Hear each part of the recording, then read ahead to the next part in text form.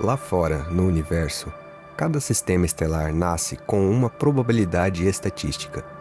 Pode ou não formar planetas, e entre esses, pode ou não surgir um mundo com condições para a vida.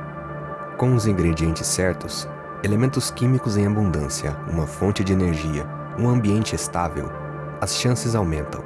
Moléculas capazes de se replicar e metabolizar recursos podem surgir e, com o tempo, evoluir. A Terra é um desses exemplos comprovados, e talvez não o único. Nos últimos anos, um exoplaneta específico foi apontado como uma possível exceção nesse panorama de incerteza, o K218b. Ganhou destaque por supostamente conter sinais de moléculas orgânicas associadas à vida como conhecemos, entre elas o sulfeto de dimetila, DMS, e o disulfeto de dimetila, DMDS. De acordo com um grupo liderado pelo astrofísico Nikhil Madhusudan, da Universidade de Cambridge, essas moléculas teriam sido identificadas em dados do telescópio espacial James Webb. A proposta é que K218b seja um mundo iceano, com um oceano global coberto por uma atmosfera rica em hidrogênio, capaz de sustentar vida em condições diferentes da Terra. Esta seria a maior evidência de vida alienígena encontrada até hoje. Mas, será mesmo que podemos afirmar com tanta convicção que encontramos vida fora da Terra?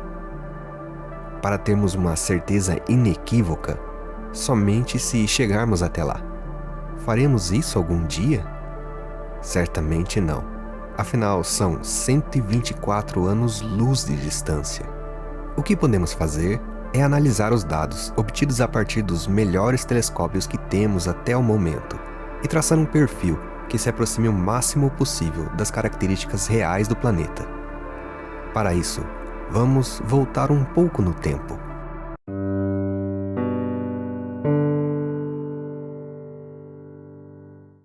A história da descoberta de K218b não é recente.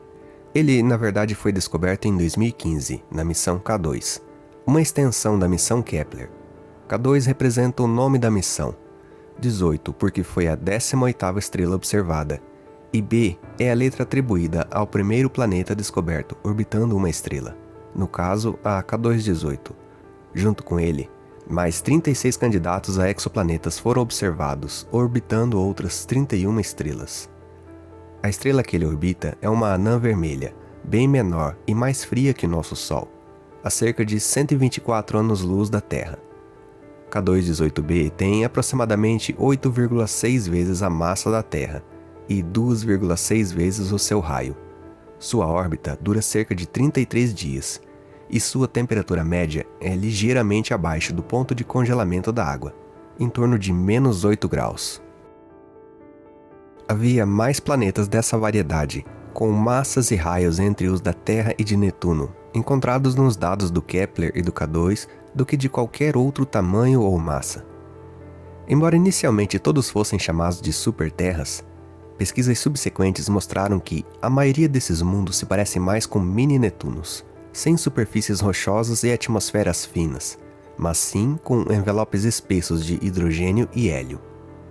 O mundo de tamanho mais comum na galáxia é uma superterra, entre 2 e 10 massas terrestres, como o Kepler 452b, mas a representação deste mundo como semelhante à Terra de qualquer forma pode ser equivocada, pois é mais provável que tenha um grande envoltório de gás volátil, tornando-o um mini-Netuno, ou que seja um núcleo planetário quente e despojado, com uma versão ampliada de Mercúrio.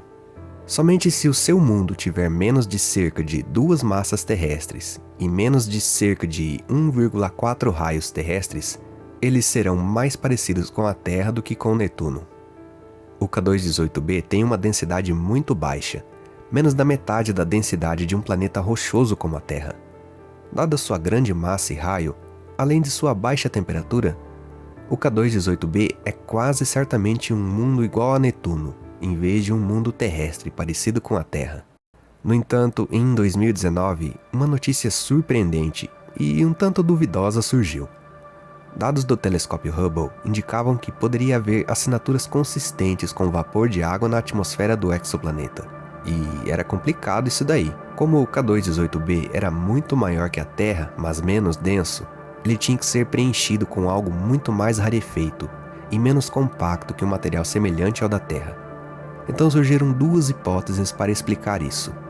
Um oceano global, grande e profundo, que é leve e de baixa densidade, ou uma atmosfera global grande, profunda e espessa, composta em grande parte de hidrogênio e hélio, os gases mais leves e difusos de todos. Definitivamente havia nuvens na atmosfera deste exoplaneta, mas as observações do Hubble se concentraram em uma janela muito estreita do espectro infravermelho de K2-18b. Essas assinaturas eram de fato consistentes com vapores de água, mas em faixas de comprimento muito estreitas, muitas assinaturas espectrais se confundem por parecerem muito semelhantes. E estas assinaturas atmosféricas em específico tornavam a água e o metano muito parecidas. Era difícil ter certeza do que realmente estava lá. Então, em 2023, o telescópio espacial James Webb entrou em cena. Com instrumentos mais avançados, ele analisou o K2-18b em uma faixa maior de comprimento de onda e revelou que a molécula presente na atmosfera não era água, mas sim metano. Isso foi um balde de água fria para quem esperava um mundo com oceanos líquidos. Em vez disso, o K2-18b se mostrou mais parecido com Netuno, um gigante gasoso que, como você deve saber, é azul em grande parte devido à presença abundante de metano em sua atmosfera, tornando a hipótese de um mundo oceano insustentável pelos dados. Isso deveria ter sido um caso encerrado por qualquer padrão razoável. Além disso, também foram observadas assinaturas de dióxido de carbono na atmosfera, mas não de vapor de água, monóxido de carbono ou amônia. O que levou os pesquisadores a explorar uma série de estruturas conceituais para este mundo. Então K2-18b poderia ser um mundo de atmosfera fina, com uma superfície rochosa. Um mundo de atmosfera rarefeita, com um oceano global de água.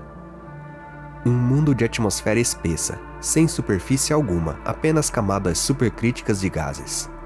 Um mundo de atmosfera espessa, com uma superfície de magma líquido e silicatado. E um mundo com uma atmosfera profunda, com um oceano de água supercrítica, aparentemente ressuscitando a hipótese do mundo oceano. 5 modelos possíveis para as propriedades da atmosfera e da superfície do exoplaneta K2-18b são mostrados aqui. Apenas o primeiro cenário, da atmosfera fina e superfície rochosa, pôde ser descartado. Os outros 4 permanecem viáveis em alguma medida. Então, em 2023, uma equipe de pesquisadores liderados por Nico Madhusudan, de Cambridge, afirmou ter encontrado sinais de sulfeto de dilmetila, o DMS, usando os dados do James Webb. O DMS é uma molécula que, na Terra, é produzido principalmente por fitoplâncton e representa a forma dominante de enxofre orgânico encontrada nos oceanos da Terra. Por isso, sua presença em outro planeta poderia ser um indicativo de vida. Mas havia 2 problemas com essa afirmação. A detecção de DMS na porção infravermelho próximo do espectro foi muito frágil, com significância de apenas 1 sigma, o que significa que há mais de 30% de chance de a detecção ser um acaso. Em todas as áreas da física e da astronomia, uma detecção de 1 sigma é conhecido como uma não detecção. Não há nenhum sinal significativo observado aqui. Embora o DMS na Terra possa surgir principalmente de mecanismos de produção biológica, ele é encontrado em todo o universo e, nesses ambientes, é produzido inteiramente por meios não biológicos. Foi encontrado no meio interestelar, incluindo em uma grande nuvem molecular no centro galáctico. Foi produzido abioticamente em laboratório aqui mesmo na Terra, inclusive desde 95, por processos simples, e pode ser produzido fotoquimicamente em outras partes do universo. E também foi encontrado em cometas, incluindo o que foi alvo da missão Rosetta, da ESA. Você não pode simplesmente dizer: encontramos este gás associado à vida aqui na Terra, e, portanto, existe processo biológico neste mundo que o produziu. Também é importante lembrar que nós encontramos outros exoplanetas com assinaturas e propriedades similares a K2-18b anteriormente, incluindo o exoplaneta TOI 270d, que também é um mini Netuno, encontrado em temperaturas próximas às da Terra. Ele tem metano e dióxido de carbono em sua atmosfera, mas, diferentemente de K2-18b, ele também mostra sinais de vapor de água em sua atmosfera, com alguns compostos contendo enxofre detectado no limite da significância estatística. Mas existem muitos cenários possíveis para determinar a composição do interior planetário, destacando a dificuldade em tirar conclusões definitivas sobre as propriedades gerais de um planeta, e até mesmo a impressão digital química de uma espécie particular de gás, a partir de uma detecção de baixa confiança, mesmo de um espectro de alta qualidade de sua atmosfera. Com isso, certamente aprendemos uma lição, e ninguém na comunidade científica jamais faria uma afirmação tão irresponsável novamente, certo? Que ilusão! Em vez disso, a mesma equipe de pesquisadores que originalmente alegou ter encontrado DMS na atmosfera de K2-18b voltou e adquiriu dados espectrais utilizando o modo MIRI, ou infravermelho médio, do James Webb para este exoplaneta. O que é bom. E, então, divulgou um comunicado de imprensa extremamente irresponsável, que dobrou a aposta e exagerou as alegações de DMS, agora acompanhado, possivelmente, por DMDS, no espectro de K2-18b. Embora haja um artigo científico bastante responsável discutindo essas alegações, o comunicado de imprensa e o próprio Madhusudan, em várias entrevistas, agora estão fazendo uma série de afirmações cientificamente indefensáveis, que os próprios dados simplesmente não podem sustentar. Não estou dizendo que o que os pesquisadores fizeram é totalmente ruim ou descartável. Pelo contrário, eles conseguiram dados em infravermelho médio de um planeta semelhante a Netuno a 124 anos-luz de distância, o que é uma conquista notável e uma emocionante prova de conceito do que o James Webb pode fazer por tais planetas, mesmo a distâncias tão grandes.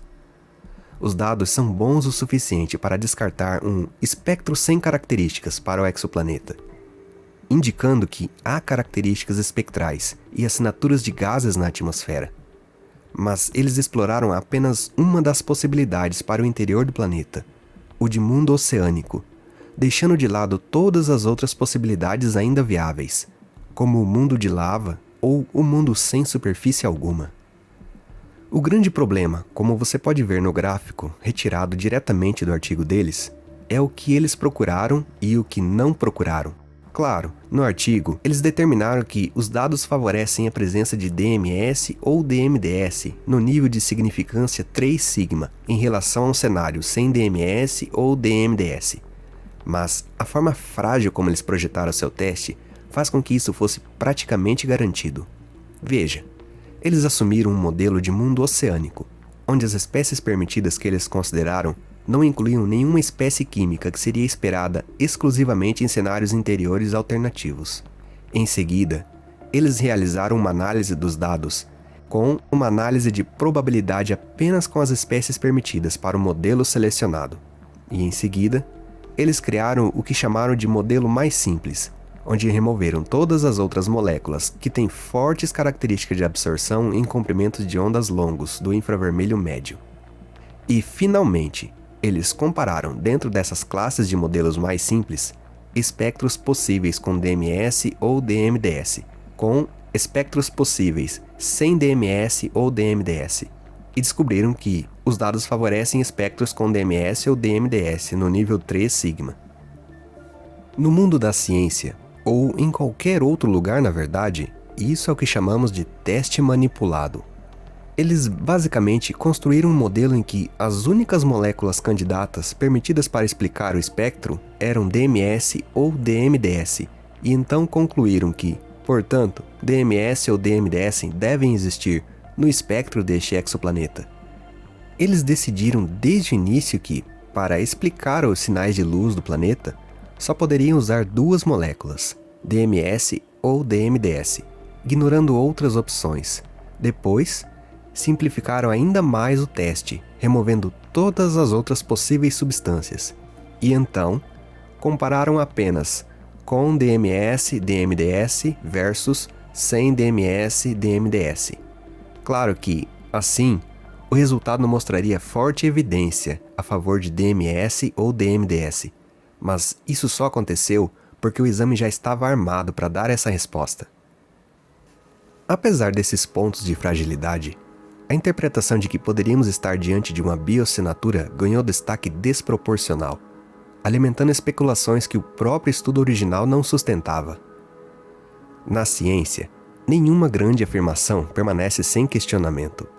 E foi exatamente isso que o pesquisador Jake Taylor, da Universidade de Oxford, fez. Ele decidiu revisitar os dados usados por Madhusudan e sua equipe e oferecer uma segunda opinião. Seu estudo, publicado em abril de 2025 no Archive, parte de uma pergunta direta. Há mesmo evidências robustas de que o espectro de K218b mostra sinais de DMS ou DMDS? Taylor não tentou fazer um modelo atmosférico completo. Em vez disso, aplicou uma abordagem estatística mais simples e objetiva. Comparou o espectro observado com dois tipos de modelos, uma linha reta e funções gaussianas, simulando possíveis picos moleculares, como os do DMS. O resultado? Em 5 dos 6 testes, a linha reta foi tão boa ou até melhor que os modelos com picos. A única exceção, com 2 picos fixados no comprimento de onda, onde DMS e o DMDS supostamente apareceriam, apresentou um leve favoritismo para o modelo com picos. Mas mesmo assim, o nível de confiança foi baixo, apenas 2 sigma, bem abaixo do que é necessário para qualquer alegação forte. Taylor também apontou falhas metodológicas importantes no estudo anterior.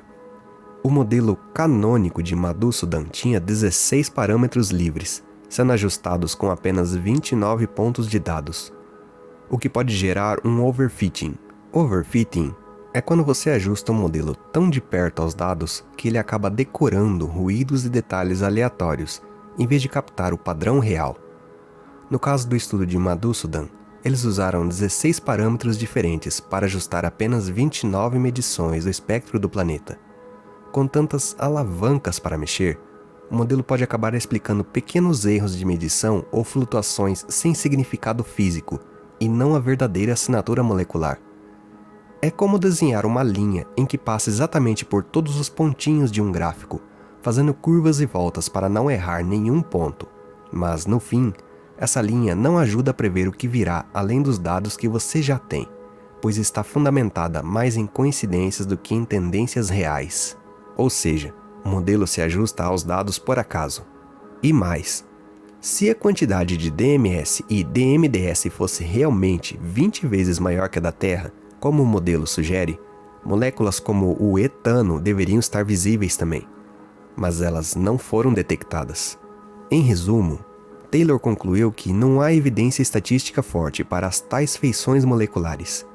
O que vemos no espectro pode muito bem ser ruído instrumental ou modelagem forçada. Casos como esse reforçam a importância de manter padrões rígidos de evidência em astrobiologia. A interpretação precipitada de espectros incompletos, a escolha restritiva de modelos e a comunicação sensacionalista não contribuem para avançar a ciência.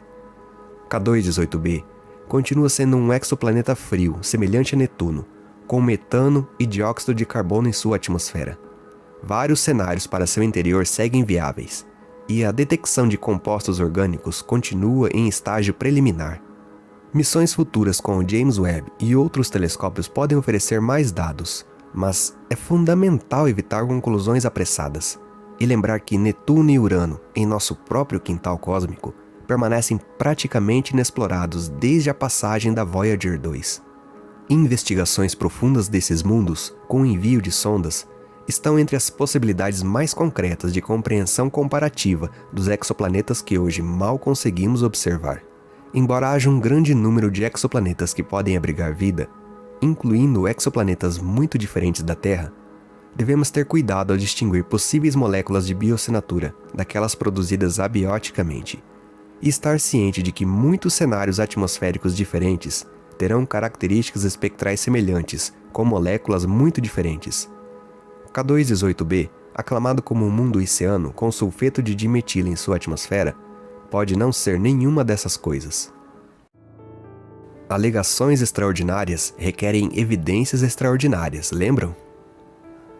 Você deve estar se perguntando, se há até uma mínima possibilidade de vida em outro planeta, por que a NASA não veio a público confirmar isso?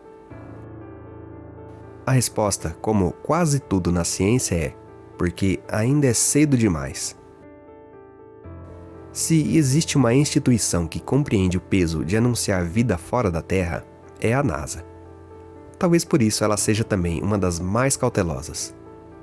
Historicamente, a NASA adota um padrão de rigor extremo quando se trata de bioassinaturas. Não é só uma questão científica, é uma questão cultural, filosófica e até geopolítica. Confirmar vida em outro planeta não é como confirmar a existência de uma nova lua ou de um exoplaneta rochoso. É um evento capaz de alterar a percepção da humanidade sobre o seu lugar no cosmos. Por isso, a agência trabalha com níveis estatísticos muito acima do que foi apresentado nos dados de K2-18b. Um dos critérios não oficiais mais citados é o nível de 5 sigma, que representa um grau de certeza de 99,99994%. A detecção de DMS, por comparação, não passa de 3 sigma, o que está dentro da zona de incerteza. Mas você pode estar pensando que este 5 sigma é um parâmetro inalcançável, criado apenas para que os cientistas nunca precisem se comprometer em confirmar nada. Errado. O bóson de Higgs, a partícula de Deus, também atingiu os 5 sigma para ser confirmado. Além disso, a NASA exige confirmação cruzada por diferentes instrumentos, equipes e métodos independentes. E por mais avançado que o telescópio James Webb seja, uma única observação, especialmente em um planeta tão distante, não é considerado suficiente para validar uma afirmação tão extraordinária. É por isso que a NASA, assim como outras instituições científicas sérias, evita qualquer afirmação pública sobre vida com base em dados preliminares. Ela sabe o impacto que esse tipo de notícia pode ter, e sabe também que, se precisar recuar depois, o prejuízo não será apenas científico, será de credibilidade. Há precedentes. Em 2020, por exemplo, o mundo parou por alguns dias com a notícia de fosfina em Vênus, uma molécula que aqui na Terra está associada à atividade biológica. A descoberta foi apresentada como uma possível bioassinatura na atmosfera do nosso planeta vizinho. Mas, em poucos meses, análises independentes colocaram em xeque a detecção. Até hoje não há consenso. Pode ter sido um erro de interpretação ou um problema nos dados. Outro exemplo, o metano em Marte. Em várias ocasiões, o metano foi detectado pela sonda Curiosity e outros instrumentos orbitais. Mas as concentrações variam, desaparecem e reaparecem sem explicação clara. Geologia? Vida? Ainda não sabemos. Esses são os chamados falsos positivos astrobiológicos. Quando detectamos algo que poderia ser sinal de vida, mas que acaba tendo uma explicação não biológica, ou simplesmente desaparece com novas medições. Diante de tudo isso, a postura das agências espaciais tem sido clara: continuar investigando, sem criar expectativas irreais. Afinal, o risco de transformar um erro estatístico em uma descoberta histórica é algo que ninguém quer assumir. Então, mesmo que exista algo realmente biológico em K2-18b, não espere ver a NASA batendo o martelo tão cedo. Mas isso não significa que nada está acontecendo. Na verdade, significa que a ciência está funcionando exatamente como deveria. Se um dia a presença de vida em outro planeta for confirmada, seja em K2-18b ou em qualquer outro lugar, o impacto será imediato e irreversível, não apenas para a ciência, mas para a sociedade como um todo. No campo científico, a confirmação abriria uma nova era. A biologia, por exemplo, precisaria expandir seus limites para incluir formas de vida baseadas em bioquímicas completamente diferentes da terrestre. A astrofísica teria que rever teorias sobre formação planetária, zonas habitáveis e distribuição de elementos orgânicos no universo. E a astrobiologia, que por décadas lidou mais com hipóteses do que com dados, finalmente teria um ponto de partida sólido. Mas o efeito não pararia por aí. Culturalmente, a ideia de que não estamos sozinhos mexeria com a base simbólica de muitas tradições religiosas e filosóficas. Questões como qual é o lugar da humanidade no universo ou o que define a vida deixariam de ser apenas especulativas. Elas se tornariam urgentes. A psicologia coletiva também seria afetada. A descoberta poderia gerar reações diversas: fascínio, temor, negação, reverência. Em uma era já marcada por disputas políticas e crises existenciais, a notícia de que a vida surgiu em mais de um lugar do cosmos poderia tanto ampliar nosso senso de pertencimento à natureza, quanto acentuar o sentimento de insignificância. Do ponto de vista geopolítico, a confirmação de vida extraterrestre teria implicações imprevisíveis. Quem controla o acesso a essa informação? Quem lidera as futuras missões para contato ou estudo? Quais protocolos seriam adotados para lidar com uma biosfera alienígena, mesmo que microbiana? Mesmo que os sinais vindos de K218b ainda sejam inconclusivos, mesmo que o DMS desapareça em análises futuras, ou se revele apenas mais um erro de interpretação, algo já mudou. Mudou a forma como observamos o universo. Mudou o nível de detalhe com que conseguimos estudar mundos a centenas de trilhões de quilômetros. Mudou a coragem da ciência de se aproximar da pergunta mais antiga da humanidade: estamos sozinhos? E se a resposta for não?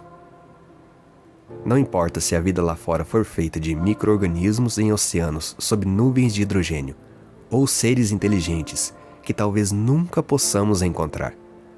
A simples constatação de que a vida não é exclusiva da Terra já seria suficiente para iniciar uma nova era para a civilização humana. Uma era em que deixamos de ser observadores isolados do cosmos e passamos a fazer parte de algo muito maior. Então, mesmo sem confirmação, mesmo com dúvidas, mesmo com ceticismo, talvez a verdadeira revolução já esteja em curso, não no espaço, mas dentro de nós. Diante de tanta incerteza, e de um universo que insiste em nos oferecer mais perguntas do que respostas, talvez a questão mais relevante não seja se já encontramos vida lá fora, mas se estamos preparados de verdade para o que essa descoberta significaria. E quando esse momento chegar, vamos saber reconhecer o que é real ou apenas o que queremos acreditar.